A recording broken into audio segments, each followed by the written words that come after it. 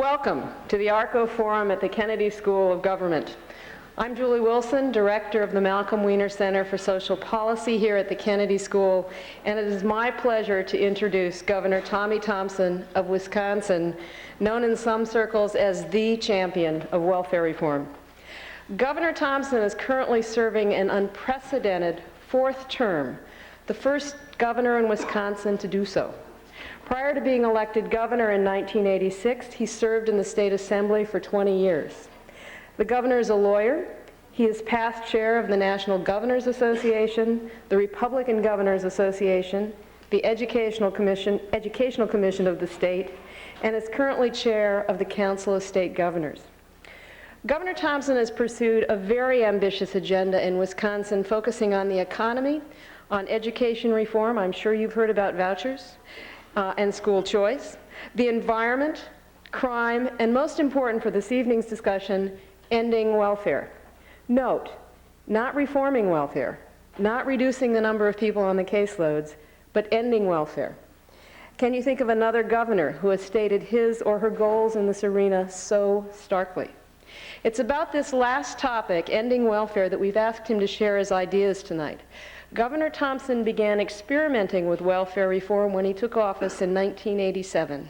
That year, he reduced AFDC benefits by 6%, shifting the savings into educational services for recipients. He instituted LearnFare, a policy of reducing AFDC benefits for parents whose teenage children were not attending school. And in January 1995, with the support of the legislature, he instituted Work Not Welfare in 2 rural counties, Pierce and Fond du Lac.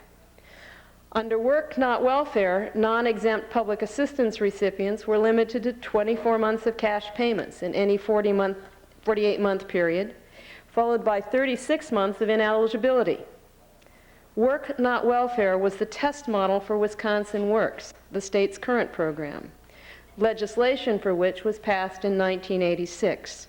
In August that year, Wisconsin Works, known as W2, was piloted in Pierce and Fond du Lac counties, and in September 1997 went statewide.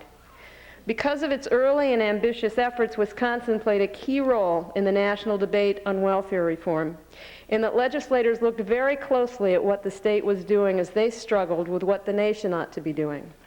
It is also fair to say that welfare reform in Wisconsin is the product of the kind of active political debate and public commitment for which Wisconsin has long been known. Whether you refer to the legislative process as political hardball, in which each party tried to call the other's bluff, or competition in pursuit of the goal of integrating previously marginalized individuals into the mainstream, it is clear that both political parties, a large number of committed public servants at the state and county level, many willing employers, a system of managed competition among providers, have all joined forces to change the way an entire state thinks about providing support to its poorest residents. The caseloads are way down. In my visit to the state, it was clear that attitudes on the part of frontline workers, state officials, and employers and recipients have changed, and the state gets credit for taking risks no other state has taken, and for funding a program at levels previously unprecedented. But Wisconsin still has challenges. The caseloads have declined by more than 80%, but a large pocket of recipients remain in Milwaukee, a test case for other urban centers. While many former recipients are better off than they were on welfare, many others are really struggling. And solving the welfare problem is not the same as solving the low-income worker problem, a problem about which the governor is quite eloquent, a problem that affects many more families than welfare ever did. That said, Governor Thompson has been a strong leader in eliminating welfare as we know it. And in the current environment, where states are leading the innovation in social policy, it's time to step back and ask the question tonight's forum poses: Wisconsin, welfare reform. Is Wisconsin the answer? Governor Thompson.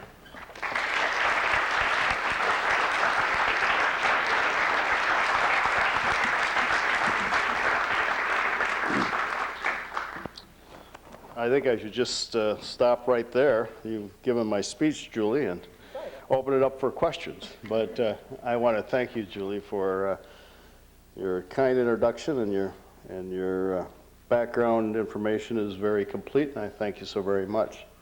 I also want to thank Bill White, and I also want to thank former Governor David Beasley, a former Harvard fellow who asked me to speak here last spring, but I had a death in my family in the night that I was supposed to be here, so I had to cancel. So I'm here tonight, and I'm really delighted to see my very good friend and neighbor, Jim Edgar, and his lovely wife, Brenda, who are here serving this year as a fellow at this wonderful institute. Jim Edgar was an outstanding governor in Illinois, and he also was a groundbreaker in welfare reform, economic development, education, and it's always a delight for me to get a chance. Plus, he probably was one of the nicest governors that I've ever had the opportunity to work with. He's a real delight, and I'm happy he's here.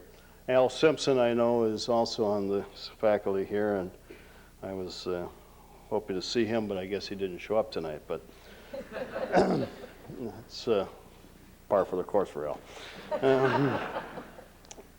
It's indeed an honor for me as governor of the state of Wisconsin to return to this wonderful campus and share with you the Wisconsin welfare experience. It is of vital importance to our great nation that we take the time to discuss such important social issues, such as welfare reform, with students and education leaders who are so genuinely concerned about the future of our country. I'm going to begin my remarks tonight by answering the forum's question: is Wisconsin the model for welfare reform? I believe it is. How do I come to that conclusion? And here's one simple answer. On April 25th, 1996, I signed Wisconsin Works, the nation's first welfare replacement program, into law. And with the passage of Wisconsin Works, commonly called and referred to as W-2, we sparked worldwide reform, and we opened up a new door to unlimited opportunity. Concurrent with our state efforts, Congress was looking to Wisconsin to help shape the federal legislation which was to become the 1996 landmark Personal Responsibility and Work Opportunity Reconciliation Act. And the day it passed in the House of Representatives, I was there.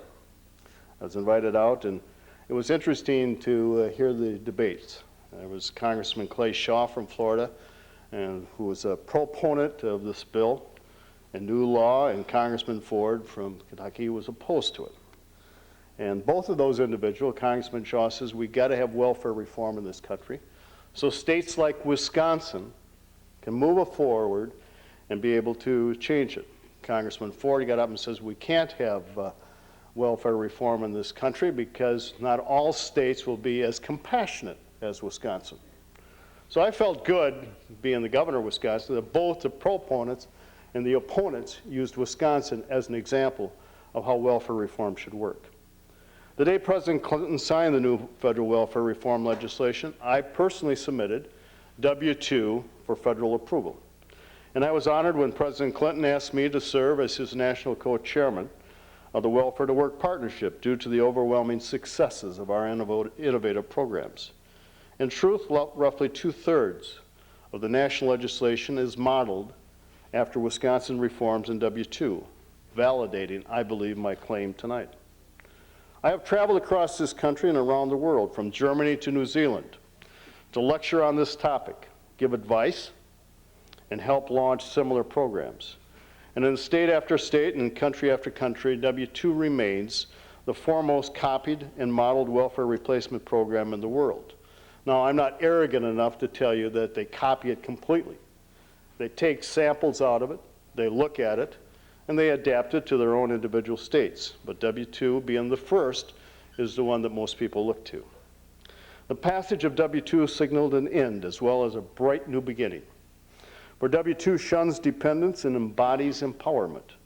It exchanges captivity for personal freedom, and it instills hope and pride instead of despair and futility. W-2 is quite simply and undeniably the harbor from which 1 million new dreams have been launched. Since 1987, when I started welfare reform in Wisconsin, our caseload has dropped by 92%, representing the lowest level of welfare cases in the history of my state. In 1939, we had 11,400 cases on AFDC. Today, we have 7,800, the lowest ever. But most importantly, those people are working, contributing to their own success. The average wage for those leaving W-2 is now $7.42 an hour, more than $2 above the minimum wage. For a family of three, that wage places them 30% above the poverty line. On top of that, you're still eligible for food stamps. And on top of that, Wisconsin is one of 7 states that also provides a supplement to the earned income tax credit, so you can qualify for almost $5,200, $100 a week on earned income tax credits over and above your salary if you're working. So it does pay to work.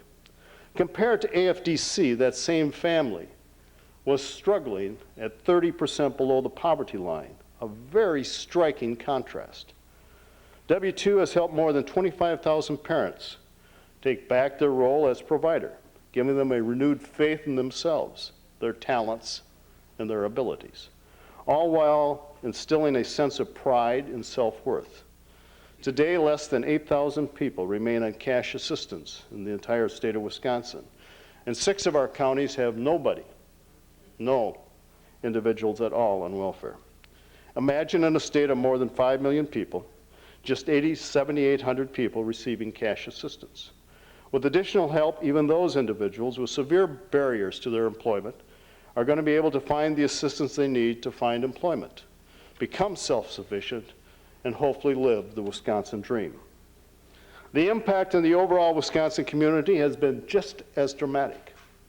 Child poverty in Wisconsin, child poverty has dropped 13% since 1987. Overall, we have the 5th smallest poverty rate in the country, and we have the 4th smallest gap between the rich and the poor. Wages for the lowest income residents are rising faster than any other group. In 1989, Wisconsin ranked 29th in wages for its poorest residents. Today, it ranks 12th. Teen pregnancy are dropping. Wisconsin now has the 7th lowest rate in the country. Crime in Wisconsin has hit its lowest level since 1973. And for the last 2 months, we have celebrated the lowest unemployment rate in our state's history, being at 2.8%. And Dane County and the city of Madison is at 1.6%, the lowest in the country. The want and the need predicted by the opponents of welfare reform simply does not exist. People are working, climbing up the economic ladder, and enjoying the fruits of their labor. Our vision for W-2 grew out of our experience of implementing more than 10 major welfare reform initiatives during a decade of innovation and ingenuity, which I had to go to Washington and go on bended knee and kiss the ring of Mother Big Government in order to get a chance in order to try these. When I was first elected in governor in 1987, the devastating effects of welfare dependency had yet to take root in the nation's consciousness. But Wisconsin forged ahead, knowing that what we were doing was absolutely right, pioneering bold new strategies aimed at empowering parents to take financial and personal responsibility for themselves and their children. Our first major initiative, called Learn Fair, required teenagers to stay in school, providing case management services and cash payment reductions when necessary to achieve that goal. This initiative has remained an important aspect of our reform efforts, and now under W-2, Learn Fair provides services to all school-aged children. When I started Learn Fair, I had a lot of opposition. It was my first big experiment in welfare reform. And a lot of the liberals in the legislature decided you can't do that. They said, what if Johnny and Susie don't want to go to school? And what basically Learn Fair was, if you had 3 unexcused absences in 1 month, we took away your welfare allotment for that particular person. And they said, what if Johnny and Susie don't want to go to school? And I just thought to myself, can you imagine getting up, in the morning when you were back in high school and deciding, you walked down to your parents and said, I'm going to drop out of school this week? My father would have thrown me through the door. Called Tough Love. And I started it, and I'll always remember this letter I received from this lady. This young lady from one of the communities in Wisconsin said, Governor Tommy, everybody calls me Governor Tommy in Wisconsin, says, I thought you were the worst person in the world for starting Learn Fair. I expected I was on AFDC, and you made me go back to school. My grandmother was on AFDC with my mother. My mother was on AFDC with me. I had my first child when I was 13, And I had my second child when I was 14. And you started LearnFair. In order for me to get assistance, I had to go back to school. I want you to know, Governor Tommy, I'm back in school. This has been at least 9 years ago. Governor Tommy, I want you to know that I went back to school, I'm hitting the books, and I'm getting A's. And I'm going to graduate from high school with honors. Then I'm going on to college. And I'm going to graduate from college. And then I'm going on to law school. And I'm going to become a lawyer. Now, you may criticize this young lady for her choice of profession.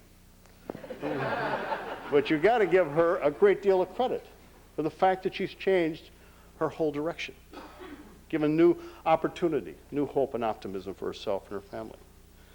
The landmark Work Not Welfare soon followed. This was a comprehensive pilot program. Work Not Welfare was the first in the country to initiate time-limited benefits and place hourly work requirements on our participants. It plowed new ground and paved the way for our landmark W-2 program. By this time, Wisconsin clearly established itself as the center of welfare reform in the country, testing the reform waters early with innovative ideas and programs. I received waivers from Presidents Reagan, Bush, and Clinton, the only governor that had waivers from all three administrations. These early initiatives and experiences provided us unique perspectives and strategies that allowed us to be on the cutting edge in helping people move from welfare to work with the highest possible degree of success. And as our experiences grew, so did our conviction that requiring people to work was the one way, the only way, to climb out of poverty. First and foremost, our goal was and remains to this day, establishing self-sufficiency by forging the real-life connection between work and income. With input from legislators, educators, service providers, employers, the Hudson Institute, which we hired, but most importantly, welfare recipients themselves. W-2 eventually took shape. In fact, it was welfare mothers themselves who provided me the insight for the very cornerstones of W-2, training, transportation, health, and child care. Contrary to many theories, W-2 was born out of one-on-one and group discussions between welfare mothers and myself. I used to bring welfare mothers into the executive residence for lunch. Now you got to realize that they never ever expected to have a governor invite them to the executive residence and have lunch. I used to sit down with them and discuss, why weren't they working? What were their problems? What could we do to help? And I'll always remember that this one lady came in and she was quite reticent to talk, but after a while she did. And finally she said, I don't have a high school education, but I know I got a lot of talent. I know I'm smart. And I got the problem every time I go in for a job interview, I clam up. I can't seem to communicate very well. And she said, I have a job interview tomorrow. Is it possible that you could call them? I said, sure. And I did, and she got the job. And this lady went on and got her GED and went on and started working and kept getting promoted. She wrote me a letter. It was been several years ago now. Her name was Johnson. And she wrote me a letter from Phoenix, Arizona. And she says, Governor Tommy, I want you to know that my daughter and myself have left our beloved Wisconsin.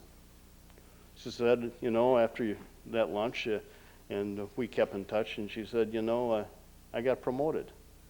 And they gave me the opportunity to have a nice job in Phoenix, Arizona, and I could be the office manager. And I had to leave Wisconsin to take it, so I did.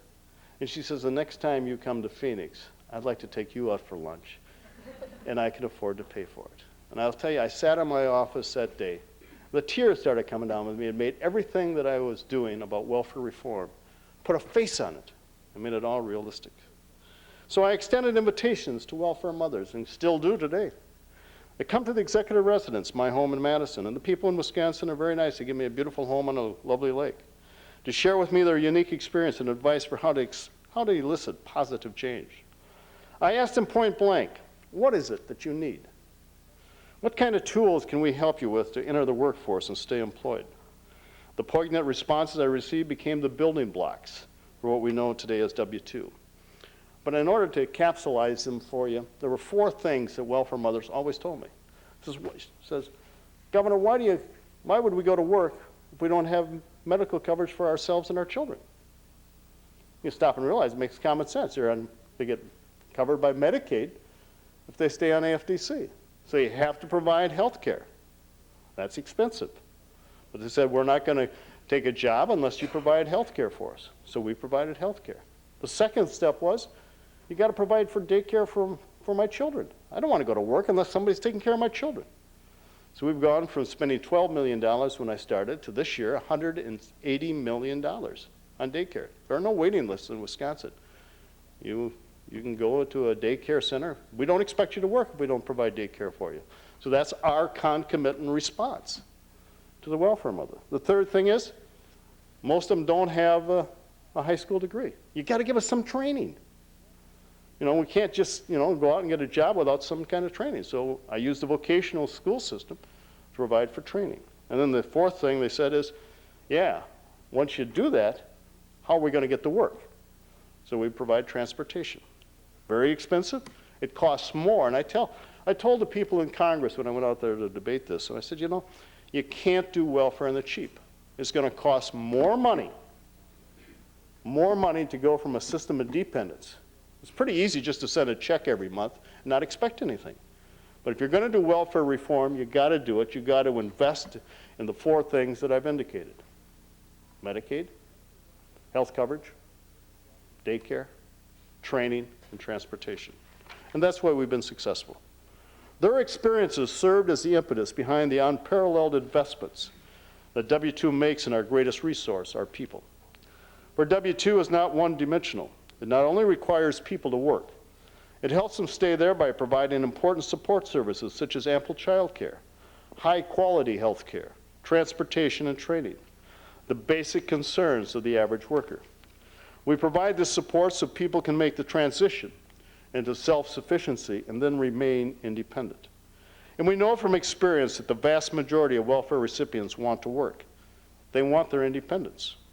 But as our W-2 caseload continues to drop, as Julie has indicated, we are finding that a growing proportion of those families remaining on assistance have a lot more severe barriers to employment that require a lot more assistance. Today, state and local programs are partnering across agency lines to tackle these social afflictions, using new holistic approaches that address not only the symptoms, but look to treat the root causes of the problem. We're launching bold new programs and solutions for the most hard-to-reach people. Initiatives geared towards further strengthening the program to better serve the participants in the workforce, the classroom, and the community. And initiatives that address substance abuse, additional child care subsidies, and advanced employment skills programs. And under the old welfare system, families would have been left to their own devices to deal with personal problems such as substance abuse and family violence. Not so with the Wisconsin experience. W-2 and welfare reform is evolving rapidly. The program is not static. On the contrary, its emphasis is changing and progressing with each new challenge that arises. But W-2 does not base its success purely on statistics, claiming success and feigning failure based solely on numbers and figures. Instead, the underlying success of W-2 can be found in the stories of the very people whom this innovative program was designed to help. This past January, I went down to Milwaukee to address some welfare mothers and called them in. And I had a group of them, about a dozen, sitting around a table talking to me in Milwaukee. And one woman in particular, Michelle Crawford, a former welfare mother, perhaps best illustrated the power and the positive impact the W-2 is having on our former welfare recipients. And she told me that last Christmas, which was about 2 weeks before this, she was able to buy her children Christmas presents and a Christmas tree, the first time. And then she went on to tell me her story, and I was so intrigued by it because she said, they trained me first as a janitor. She had 5 children, been married once, was in a very abusive situation, now was living with another gentleman. And she just didn't have, very much feeling of self-worth. And she says, you know, they trained me first, the YWCA trained me to be a janitor, and I didn't want to be a janitor. She said, I wanted to run a machine. My father ran a machine, and I always thought that was neat. So I went back in, and she failed in their job as a janitor, didn't like it, so she went back and then talked to the person that runs the training for YWCA in Milwaukee. And they trained her to be a machinist. And she's an injection molder right now. And she had just been promoted a couple times. When I was talking to her, she was just really vibrant. And I'd only met her for about 10 minutes, and I said, you know, I would love to have you come and share your story with the legislature during my State of the State address. And Governor Edgar will tell you, as all governors will, that governors love the State of the State address. They guard it very jealously because you have all the legislators there, you have the press there, and you have the people of your particular state, and you get up and you can brag about how great you are for a whole hour. Tell them, you know, how well you've done for this year, what you're going to do, what the state of the condition of the state is, and what you intend to do for the next 12 months. But I've been governor for so long, I wanted to do something different. So I asked her to join me and give part of my speech. I believe I'm the only governor that's ever did that.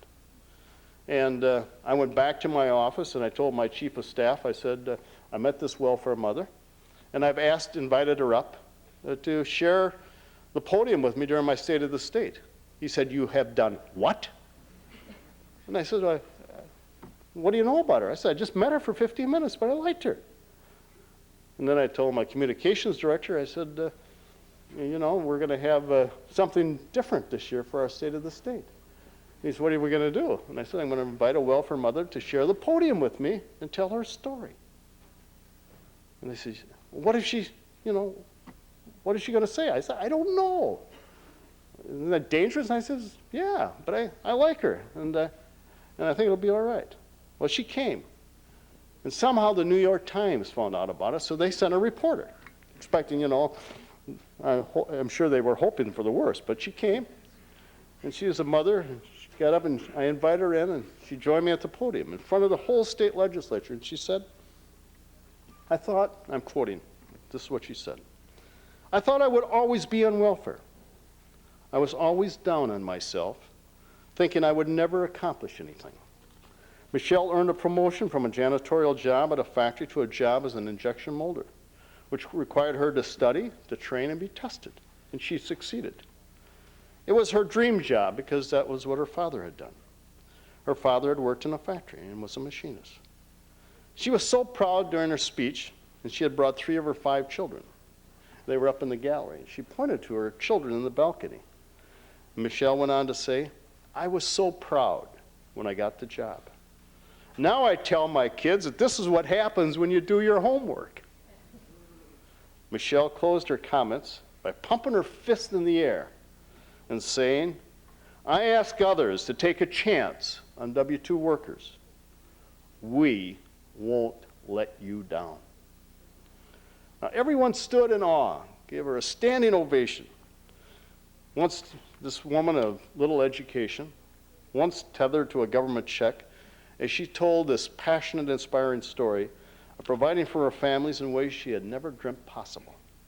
There wasn't a dry eye in the legislative chambers, including my own, and I had heard the story, and I expected it.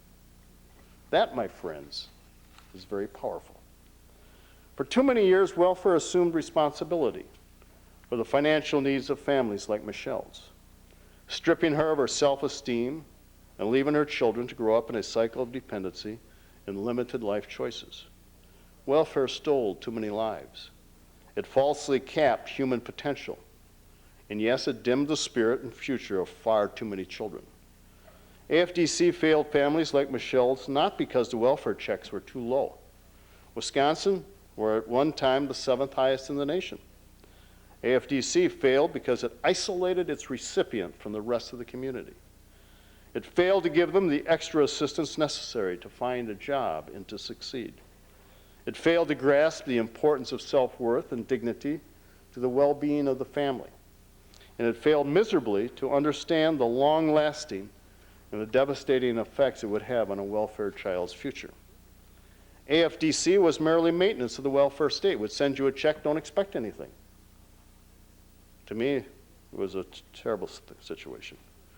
To me, it was not public compassion, it was public apathy. And that is why I chose to not only reform the welfare system, but to abolish it.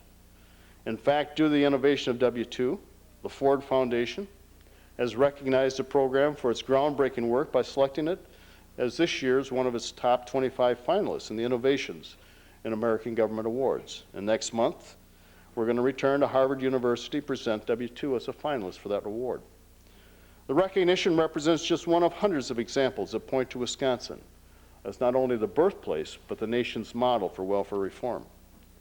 I'm very proud that W-2 and the welfare experiments in Wisconsin have been able to open a new and exciting chapter in moving people from welfare to work.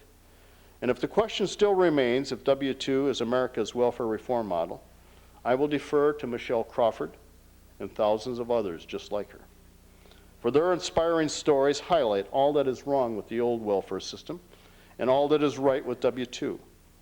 The power of hope and self-sufficiency and the undeniable will to succeed. I believe that it is much better and much more compassionate to allow a person to work at a decent job, and that it's the state's responsibility to be the partner by sharing the responsibilities and covering them with health care, daycare, transportation, and training. And once you do that, they can work, and they will have a better life and have the opportunity to succeed. And that's what we have been able to do in Wisconsin. And I have to suggest it's doing much better than I thought possible, and much better than my critics ever expected. Thank you.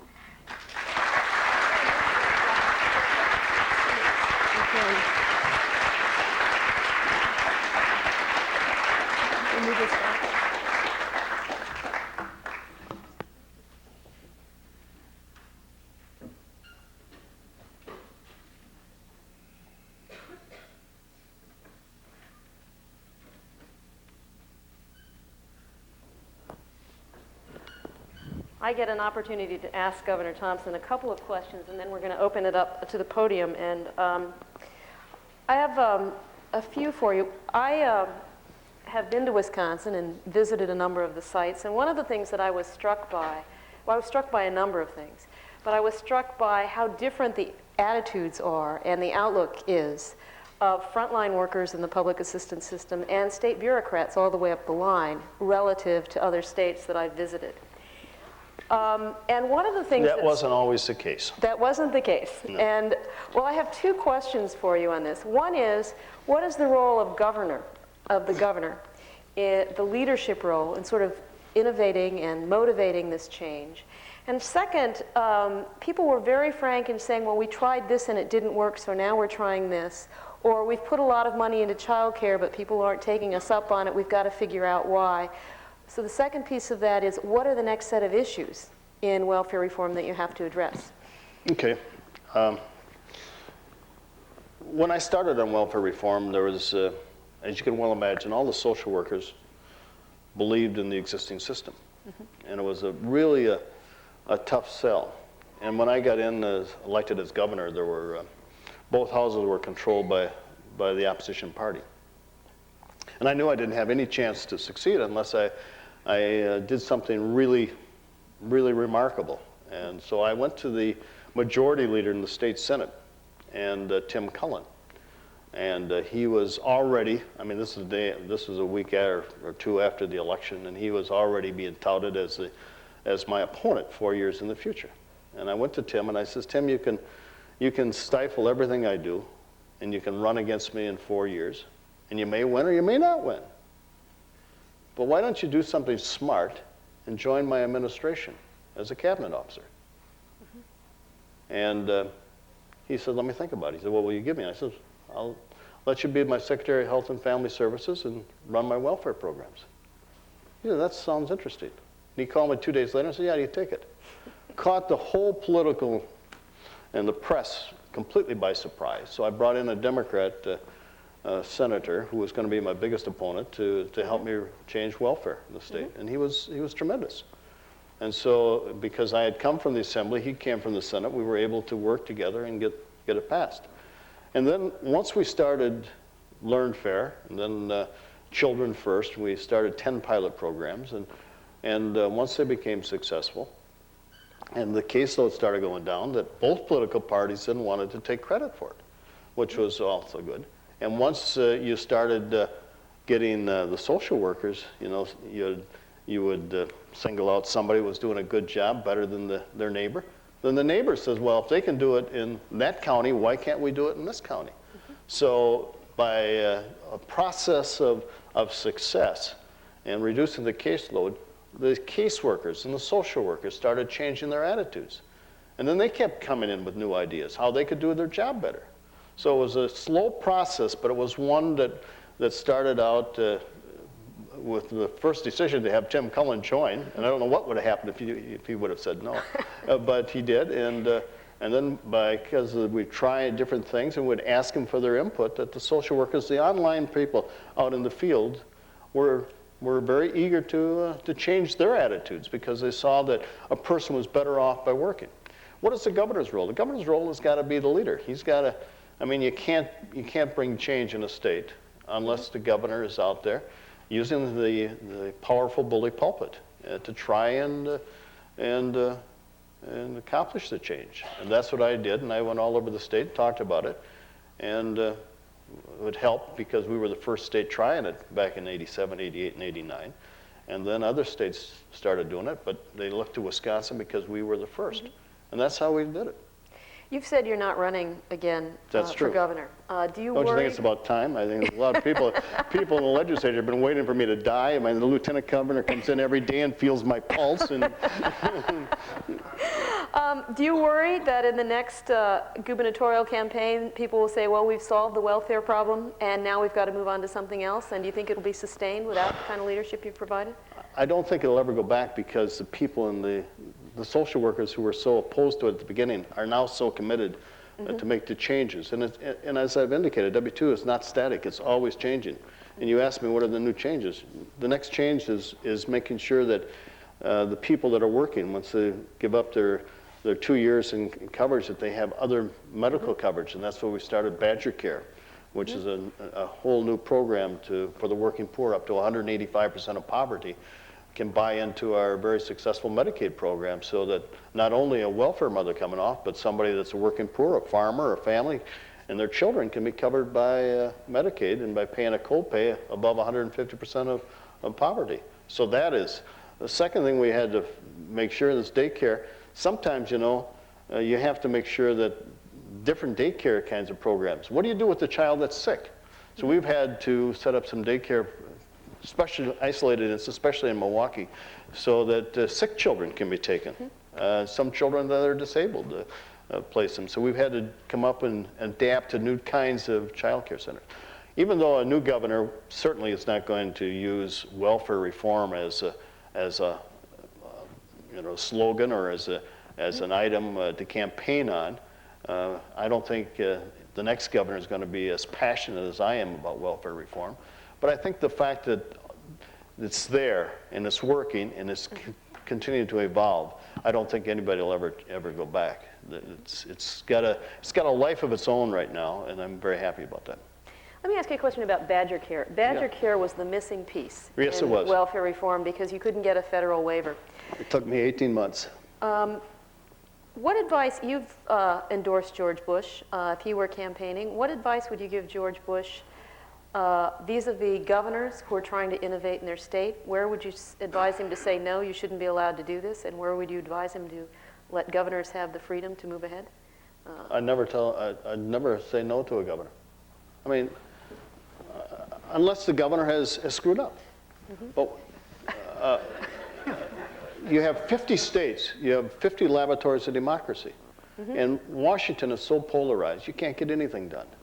Badgercare, for everybody's edification, Badgercare, Washington set up a program in which allowed states to set up health coverage for children. And I said, that's nice, but it's not going to solve the problem. If you're the parents, are you going to bring your child in? Maybe some will, and some did, you know, to be covered by health insurance, but you're not going to be covered. And there have been many studies that said, you know, if you extend and allow the parents to be covered by the children, with the children, the parents are more apt because they're going to be covered, the children are going to be covered. So that's what Badgercare was, the first state to do this. Donna Shalala says, great idea, Tommy, but we just can't do it. President Clinton says, great idea, but I don't know if I have the authority to do it. HCFA says, great idea. It took us 18 months to convince them that they had it. Now, we started it in July 1st of this year, and I think right now, since July, we've had 35,000 people enroll in Badgercare. It's just going skyrocket. Because it not only takes care of the welfare mother, it also takes care of the family, and it also takes care of somebody that's working poor, a farmer, a small business person. And so it's a novel approach, but it's going to work. And that was certainly a missing link, but it now is going to help build on welfare reform in our state. The $64,000 question for everybody is what happens come the next downturn in the economy. Certainly Wisconsin and other states have benefited from a strong economy. And Wisconsin has put enormous resources into welfare reform, into your job centers. I think those of you who have not been to Wisconsin and have not been to some of these sites, it's hard to imagine until you go what it's like. Wisconsin literally got rid of welfare offices. There is no such thing as a welfare office in Wisconsin anymore. They're job centers. And they're job centers that are open to everybody in the community, not just public assistance recipients. And all the jobs are online, so that if a job is in northern Wisconsin, it's on the line, so somebody down south that may qualify can apply for it up north or vice versa. But it's a very expensive operation. Yes, it is. And but it works. And it works. During a recession, states who can't run a deficit feel the crunch early on. What's likely to happen? Well, let me answer it with a question to you. You are an employer. Jim Edgar is a welfare, just off of welfare. I think is that why you're at the Kennedy School? Is that This gentleman here has never worked before. But Jim Edgar, the governor, has gone through W-2 and has been trained and has had 3 or 4 jobs. And you have one job available. You have one job, and these two both come in and apply it. This person has never had a job. That person has just been off of welfare, but has had 3 or 4 job experience. Who are you going to hire? Well, depending on the job, all else constant, probably someone with work experience. That's right, and that's why our welfare mothers are going to be better prepared in a downturn than they are now, and better prepared than any other person that hasn't got the experience. And so that's the fact that we're training them, giving them the thing, and we continue to train them. And you asked me another question is, what is the next step? In this budget, I'm putting aside a great deal of money to track those individuals and follow up in 6 months and find out how they're doing on the job and find out how we can help them. Maybe get them into vocational school for some courses, some more training. And that's going to continue to help them when that next downturn comes, to be prepared for it. And so we're trying to make them independent. Let me go back to your example, because I agree with the one example, but they're going to be competing against people who have had more work experience than they have as well, not just people who haven't had work experience. And how do you expect, what's likely to happen then? Some of the roles are going to go up, but they're still going to be better prepared than they ever were before. Converting the welfare problem to basically a working poor problem. Yep. Why don't we open this up? If you would just tell us who you are and limit your comments to a question, not a comment. Hello, Governor Thompson. My name is Heidi Glenz. I'm from Chicago, and I worked in a nonprofit welfare to work program there. And I was wondering 2 things. One is if Wisconsin is concerned, as the federal government seems to be, about drastic declines in food stamps enrollment. Yes. And my second question is, so am I. Your strategy or Wisconsin's strategy in trying to get to the hardest to serve populations, specifically those individuals who have felony convictions. We always found that it was very difficult to find employment for those individuals. Well, first off, Wisconsin has had a real decline in the use of food stamps, and I have asked my managers to go out and find out if we are discouraging recipients from applying, and I think maybe that might be. And so we're addressing that because, I mean, this is a federal program, it's not a welfare program, and everybody should have the use of food stamps if they qualify. And so I happen to be pushing all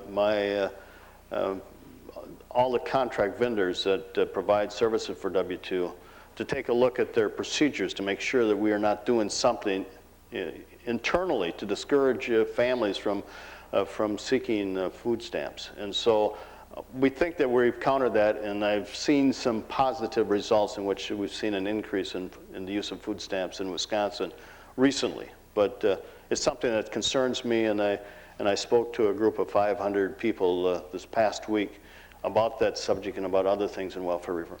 Harder to place, what we're trying to do is we're trying to make W-2, we're taking case by case. We're down to 7,800 cases, and I'll just give you some background because it points out the difficulties we have. We have, as you can well imagine, placed everybody that has had much experience. The people remaining left, we have about 80% of the remaining 7,800 come from Milwaukee County. About 70% are minorities. About 66% have either drug or alcohol problems or a combination of both. About 50% do not have a high school education. About 40% probably have never worked a day in their life, or that they would talk about.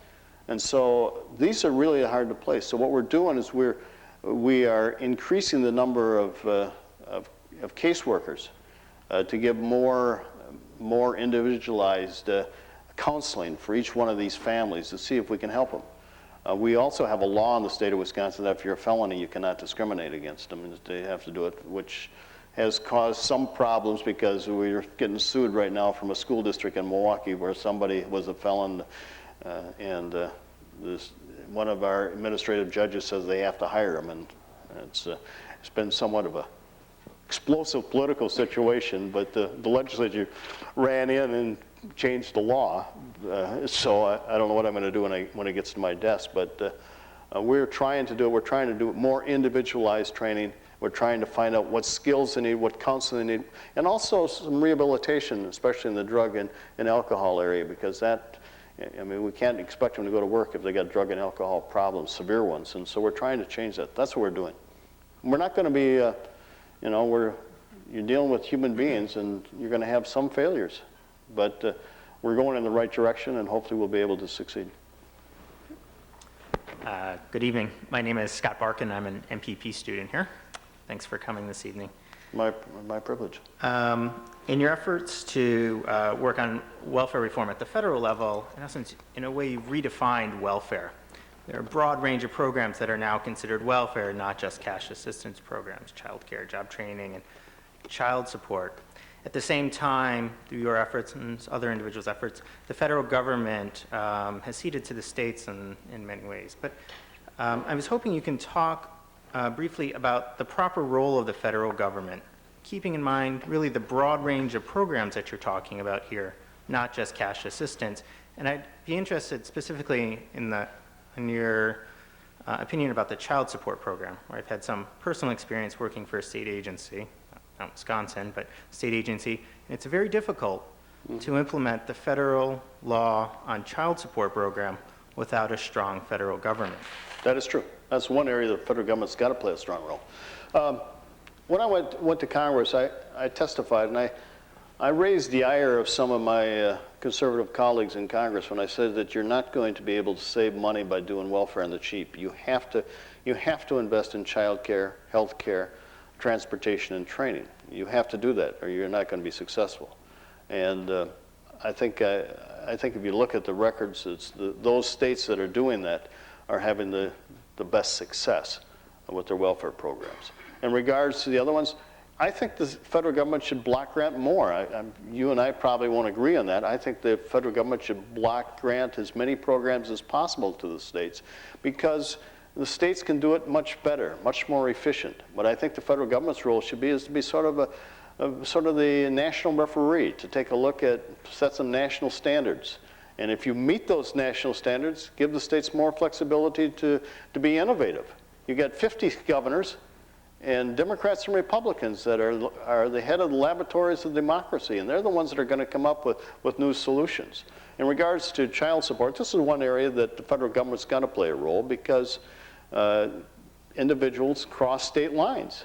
And you got to have the power of the federal government to be able to enforce any of your child custody and child support orders. And I don't have any tolerance whatsoever, especially men who bring children in this world and then walk away from their responsibility and move from one jurisdiction to the next. And I think it's a national travesty. Right now in America, right now there's approximately $35 billion of uncollected child support money. And how many mothers with children are on welfare or on some kind of assistance because somebody has brought that child into this world and walked away from his responsibility? And I have no tolerance. And the more the federal government wants to crack down on individuals that have done this through the tax code, through the IRS code, through giving states the opportunity to have licenses, the reciprocity arguments, the more I think they should do, and the more I support them on that. So in that area, I think the federal government has a role to play because states do not have the opportunity to really enforce the child custody and child support orders in another state without the use of the federal government. But in other areas, I think the federal government should allow us the flexibility, set some broad standards, and then say, let states innovate on how they reach those broad standards. And you're going to find that, you know, the argument in Congress is that you can't do that because states are going to go to the bottom. States are going to do it on the cheap. They're not going to. That may have happened in the 50s and the 60s. But right now, with the publicity right now, I'm not going to let Jim Edgar get ahead of me in Illinois. I'm certainly not going to let Jesse Ventura get ahead of me in Minnesota, for God's sakes. You know, if he comes up with something, I'm going to steal his idea, and I'm going to adapt it for Wisconsin, and I'm going to use it to the better. So that's why, you know, you should be able to allow governors to be able to innovate and come up with new ideas to develop these solutions to social problems. So I'm happen to be a passionate and strong advocate about the devolution of authority from the federal government to states. I'm Tal Clement, and I'm a MPP JD, and I spent last summer advocating for TANF recipients in Tennessee who had disabilities. And some of these people couldn't read notices that they got in the mail or were frustrated by going to class and not being able to keep up and just basically fell off the rolls. And what is Wisconsin doing to meet the needs of people with learning disabilities, emotional disabilities? Because I didn't hear you mention that at all in your speech. And how do you regard the ADA and its compatibility with public benefits programs? I started a program called Pathways for Independence that I asked a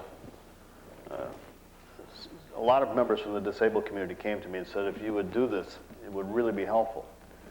And I said, talk to me about it. And they told me that less than 1% of people on SSI get off of SSI because of the fear of taking a job and losing their health benefits.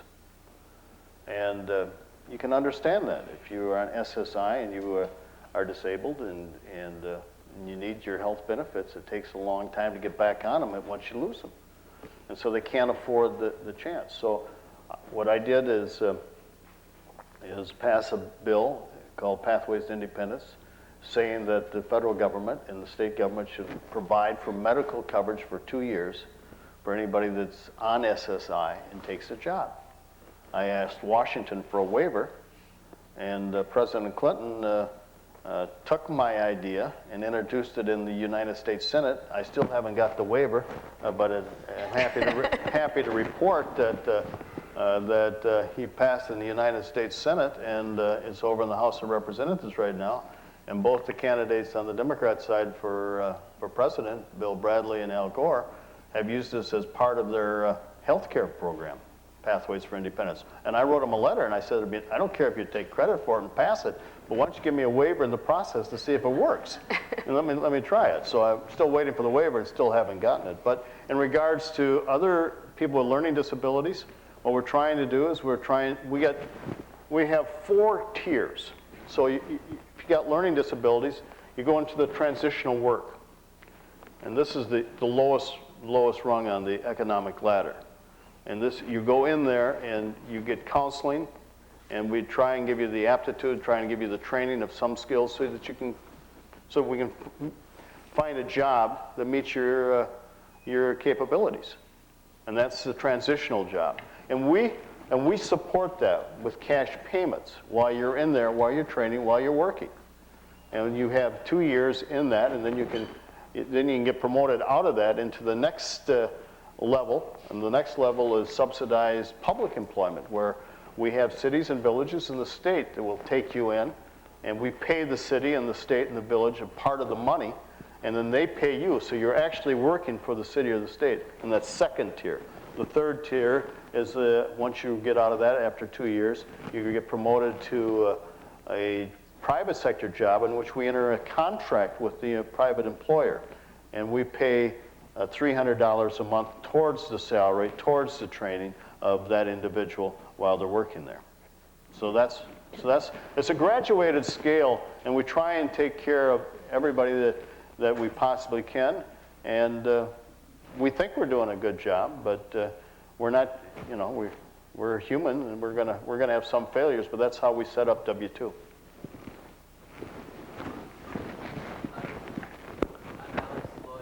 Undergrad from Cleveland.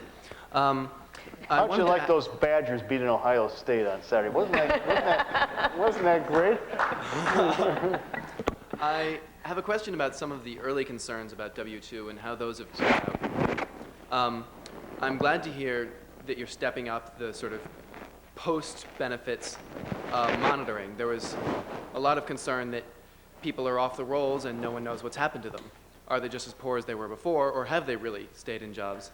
But there was another big initial concern with W-2 about the privatization of the case management, right, and whether that would sort of wind up with the same pitfalls of HMOs, where by the same mechanism that they save money, they also kind of aren't nearly as effective at doing what they're supposed to be doing in terms of the recipient.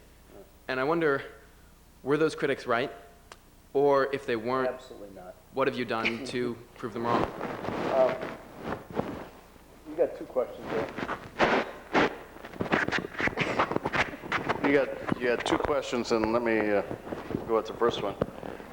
Nobody ever checked about a family when they're in AFDC. Nobody ever monitored the people on AFDC. Nobody cared if they signed up or didn't sign up. But when you start a new program like W-2, everybody says, well, you got to tell everybody what happened on each case. Well, okay, fine. Different rules for different things, and I can understand that, and I accept it. And the reason we didn't follow everybody at the beginning, it was just such a tremendous, we're starting a whole new system on Labor Day 2 years ago, and we had thousands of people coming in, and we contracted out the services so the counties could provide the service if they so desire, but they had to contract for them. And we also provided for private sector people to come in and contract for it, both profit and nonprofit. And so in Wisconsin, the contract vendors are counties. The vast majority are counties still providing the services. But in Milwaukee, we split up Milwaukee into 5 different segments, and we have 4 that are private, nonprofit, and 1 profit company. And we're having the privilege, the luxury of really comparing how well they're doing. And now, since we've been through it now for well over 2 years, we are tracking everybody now and see how well they're doing. And we got follow-up services in the budget, which was finally agreed to this past weekend. Wisconsin is like Massachusetts, the second state that didn't have a budget but we finally got the legislature to reach an agreement on Friday night this past week. So I'll have a budget when I get home, hopefully, and be able to sign it. And that's going to provide some more services for W-2 recipients, checking and also follow-up as to how well they're doing. excuse me, and what we can do after they've been in the private sector for 6 months to see what problems they're having and how we might be able to remedy them. Okay? Can I follow up on that? There are two ways that the caseloads decline. One is that people who are on public assistance leave public assistance, and you're tracking that group. The second way is that people who might otherwise apply for public assistance and start receiving it are diverted into the labor market or elsewhere. Right. Are you tracking the people that are diverted? Yes. And what are you finding there? We didn't before, but now we are now. Okay, so this is, do you have any findings yet, or this is still to come? Of the findings we have, 83% are still working. Still working. Yes. Hi, my name is Rachel Hitch. I'm a student here at the Kennedy School. I spent the last few years working, evaluating some of the welfare programs around the country. One of the pitfalls that I encountered often was in evaluating these programs. With many of the stringent policies, I think that people's individual experiences, personal lives, didn't quite fit into the boundaries. I had read an article, I think, about Michelle Crawford, in that, you know, in her success story, she had, in fact, experienced some serious difficulties maintaining and achieving some of the successes that she gained. What I guess my question is, and my major worry in part of this, is that I fear the complete disappearance of the safety net, in that I think that with situations like Michelle Crawford, with any of these individual experiences, the extreme variations, the extremes that some of these people experience in their day-to-day lives don't coincide with the policies and the requirements and the rules set about with these new programs. I just wanted to see if you could kind of speak a word to that. Sure. Well, it's a very valid question. I would answer it this way. You know, that the AFDC was nowhere. I mean, you were locked into generations and generations of despair and poverty. You can't get out of poverty by being on welfare. There's no way. So if your objective is to stay in poverty and have a dependent system, then the old welfare system probably was okay. But if you want people to get better, if you believe that people can do things, which I do, and there is a better way, and you can't get out of poverty without working, then work has got to be an integral part of that. And what we structure W-2 around is around work, because that is the only way you're ever going to get out of poverty. Now, granted, we don't have an entitlement anymore in Wisconsin, but we have a lot of other ways that we protect the individuals, by follow-up, by case management, by talking to the children that get in trouble in school. We have case managers to look at the children. Why are you having trouble in school? My job as governor is somehow to keep that young boy and girl in grade school and in high school so they graduate, so they got the skills. And so that's what we're trying to do. And it's still in its embryonic stages. My answer to you is that we're following up with as many people as we possibly can, and we're providing the services. And right now we're down to such a low level of 7,800 families that we've become almost individualized. We have one caseworker that goes over, and this one person can't get up in the morning. So we have the caseworker call them every morning, get them out of bed. I mean, that's pretty hands-on. I mean, I don't know how much more you want us to do, but we're doing everything. And it's working. I got to give you a story. Dave Eberhardt is a manager of Tecumseh Small Motors. He manufactures small motors, and he has been very successful. Tecumseh is a fairly large company, a small engine manufacturer, and they lived in a suburb outside of Milwaukee, factory. And he called me, and he says, we got some new orders, and we can't find enough workers. And I says, hire some welfare mothers. I said, I'm not going to hire welfare mothers. They don't work. If they do come to work, he says, I'll train them, and then they'll leave. And I says, try them. He says, no, I won't. So he called me back, I think probably 2 months later. This was a year and a half ago. And I says, hire some welfare mothers. I'll tell you what I'll do. I'll set up a vocational program in the engine plant. to teach the welfare mothers how to manufacture and how to read the little meters and the measuring equipment that you have to have. And he says, okay, he'll try it. But he says, it's not going to work. And these welfare mothers have to sign up. They have to go out there, get out there at 8 o'clock in the morning. They have to be in class, and I think till 2:30 in the afternoon, 3:30, 3 o'clock. And we pay them while they're doing it. Tecumseh doesn't pay them, we pay them.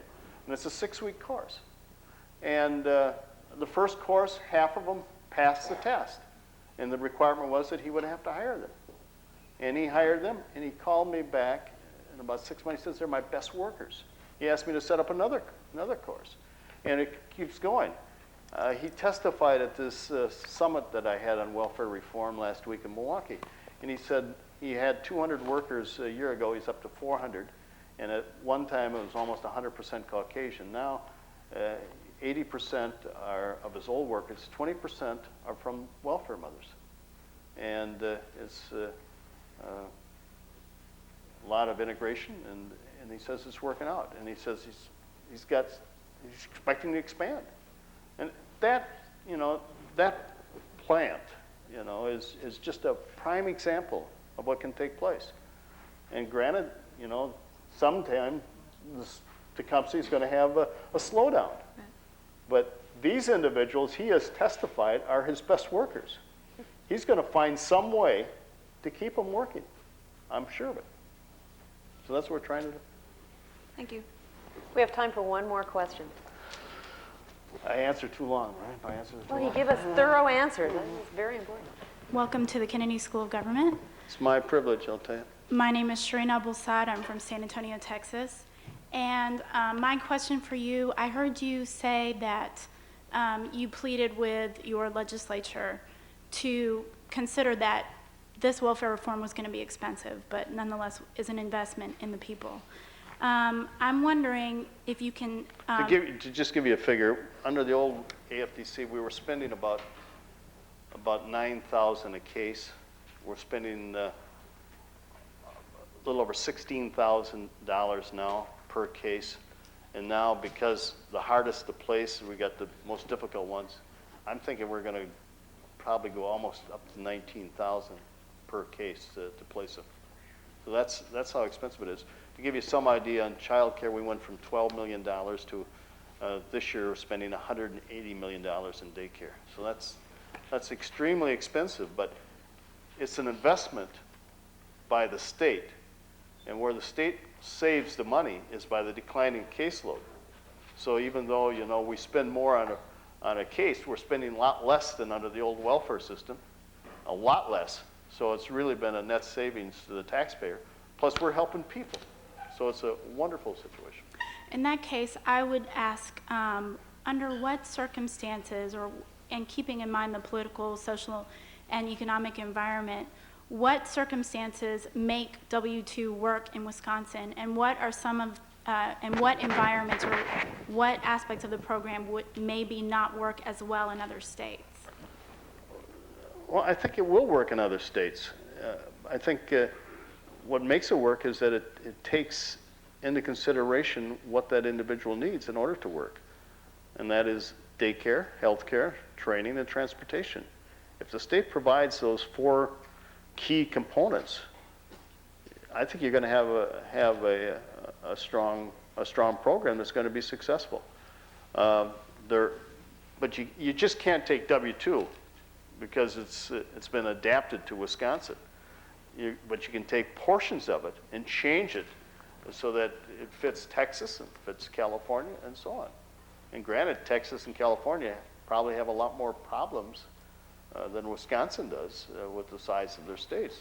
But I also think you have great resources there that you can make a very credible program.